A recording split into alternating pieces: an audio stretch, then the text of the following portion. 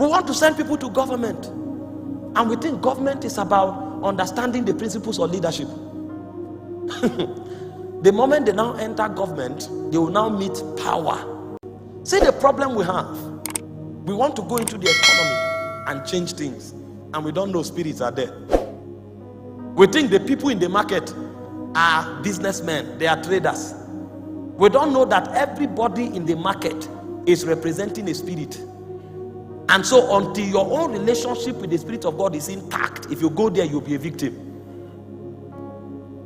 We want to send people to government, and we think government is about understanding the principles of leadership. The moment they now enter government, they will now meet power. And when they meet power, they will now discover that spirits represent power. There are spirits in darkness that are called powers, and there are spirits in light that are also called powers.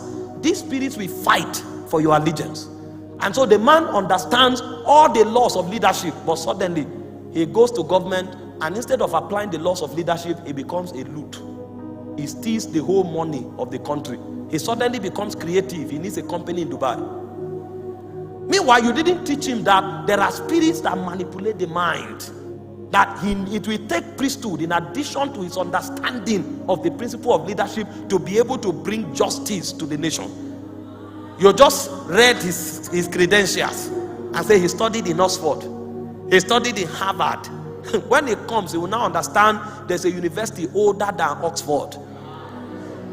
The university older than Oxford is the cocoons or spirits. He said the dark places of the earth, they are the habitation of cruelty. Therefore, have respect unto the covenant. And so a man who does not have respect unto the covenant will collide with spirits that were there when the foundation of the earth were created. And they know what the first fathers of Kenya said. They were in that meeting. And they know all the bloodlines of every Kenyan. They know their weaknesses and they know how to manipulate them. If you find 5 Kenyans, you find 5 weaknesses. Some are lost, some are lying, some are pride. And what these spirits do is that they keep the guard over the gates of bloodline, and they watch over it until their agenda is fulfilled. So if you want to rise, they will open the archive of your bloodline and find out the predominant weakness. The only way you can break out of those weaknesses is when you enter the realms of light, because it's in light that they can censor you. It's like radiation. Your bloodline, they lie. And the moment power comes, the propensity of lying will be increased. And so you are entering government with certificate and principles, and you don't have the power over lie. The moment money and power comes, you will discover you are a slave of lie.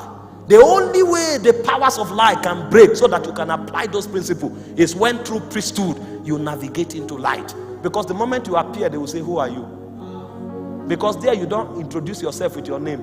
You introduce yourself with your purity.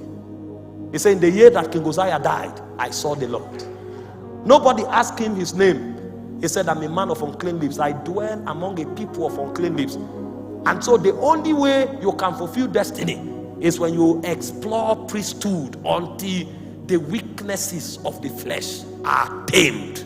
That is when you become a legislator. If not, any law you give will be a law born out of selfishness, and it will ensnare the possibility of a generation. We are born priests and kings, but our kingship works on our priesthood.